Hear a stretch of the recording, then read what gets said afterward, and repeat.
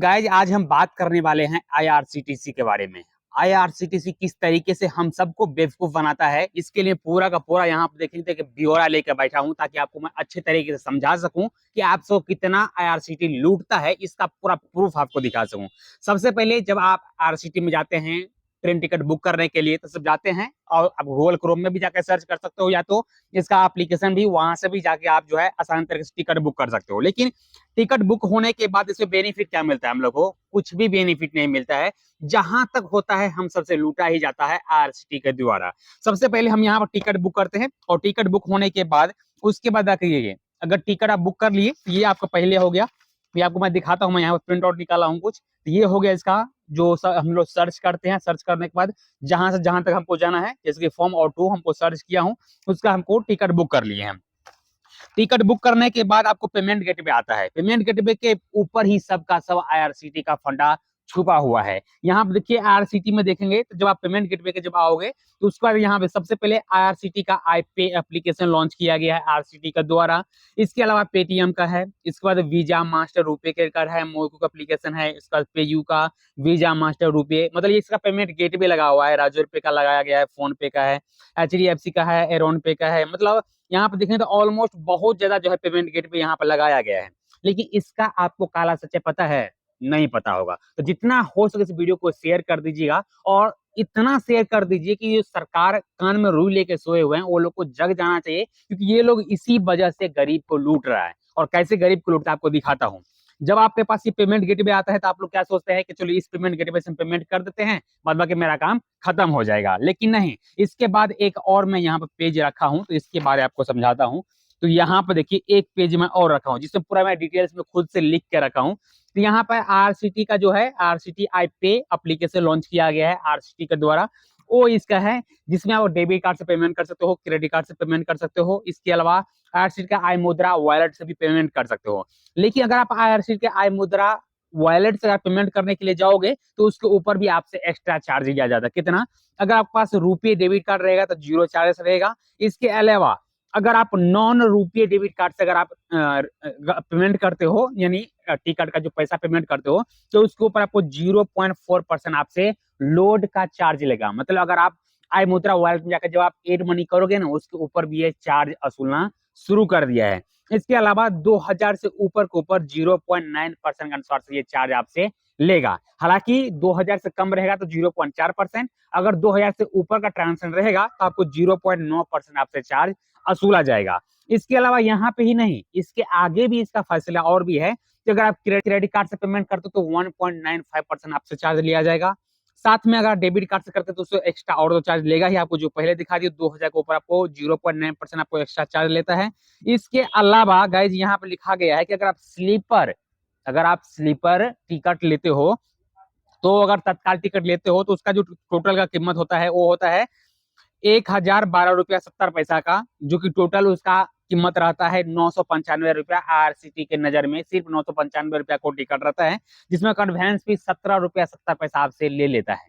जो कि ये 17 रुपया 70 पैसा जो है ये नॉन रिफंडेबल रहता है। मतलब ये पैसा आपका रिफंड कभी भी नहीं होगा। अगर आप इसका कैंसिल अगर आप इस टिकट को कैंसिल करते हैं तो ये पैसा आपका कभी भी रिफंड नहीं होने वाला है।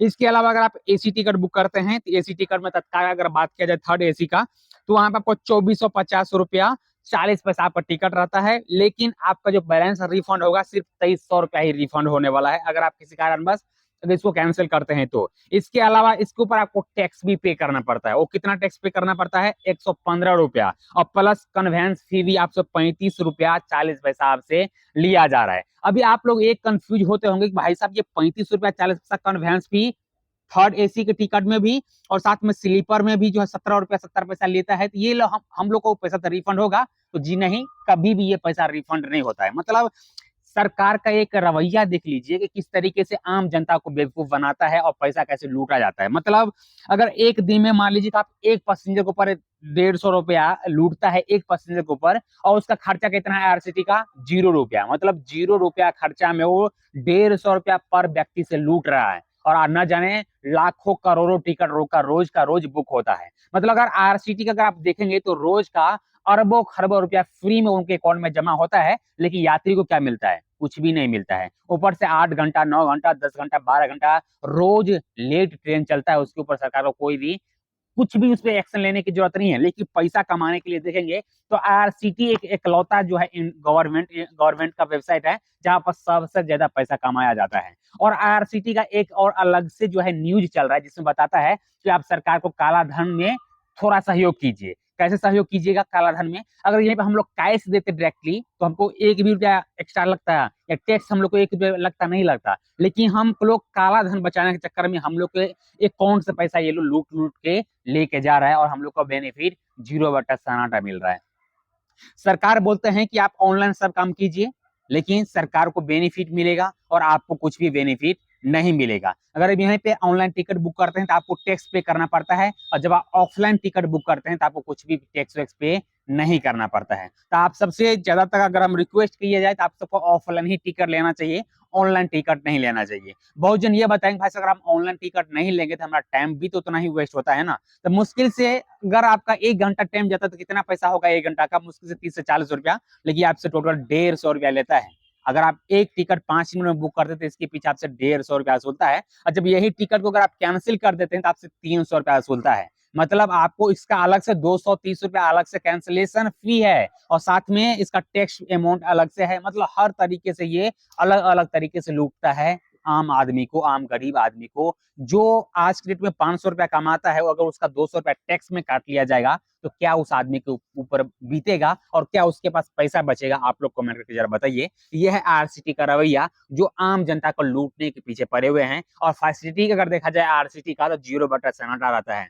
जब आप जाओगे थर्ड एसी में तो वहां आपको बेडशीट इस तरीके से मिलेगा ना कि आप देख के उल्टी कर दोगे, इस तरह का उनका हाल रहता है। और साथ में स्लीपर का तो छोड़ दीजिए, जनरल से भी बदतर है। अभी फिलहाल के तौर पर थोड़ा मेहरबानी हो रहा है, लेकिन फिर भी एक अगले स्टेशन जाने के बाद वहां का जो लोकल रहते हैं वो घुस ही जाते हैं, मतलब वहां पे मारपीट करना शुरू कर देते हैं। मतलब वहां पे भी आरसीटी का पुलिस हो या कोई भी हो, वहां पे कोई भी हेल्प करने वाला नहीं आता है। तो यहाँ पे देखेंगे तो भाई साहब हर जगह से आरसीटी अपना एक बोलबाला बना रहा है। एक बहुत बड़ा ये अपने आप को वृक्ष खड़ा कर लिया है जिसको अब वो डोलाता है और पैसा उनको अकाउंट में भर जाता है, लेकिन हम लोग को उससे बेनिफिट कुछ भी नहीं है। अगर आप यहाँ पे क्रेडिट कार्ड से अगर आप टिकट बुक करते हैं या डेबिट कार्ड से टिकट बुक करते हैं तो आपको 7 से 8 दिन बाद आपका पैसा रिफंड किया जाएगा आपके सेविंग अकाउंट में। अगर आप आईआरसीटी का आई मुद्रा एप्लीकेशन से अगर आप टिकट बुक करते हैं तो ये पैसा आपको डायरेक्टली आईआरसीटी का आई मुद्रा वॉलेट में जाएगा, और उस बैलेंस को अपने सेविंग अकाउंट में ट्रांसफर भी नहीं कर पाओगे। इतना हम लोग के साथ ये जो गद्दारी करते हैं, मतलब ये आज की डेट में समझ लीजिए कि फोन पे अपने वॉलेट का बैलेंस आप ट्रांसफर कर पाओगे,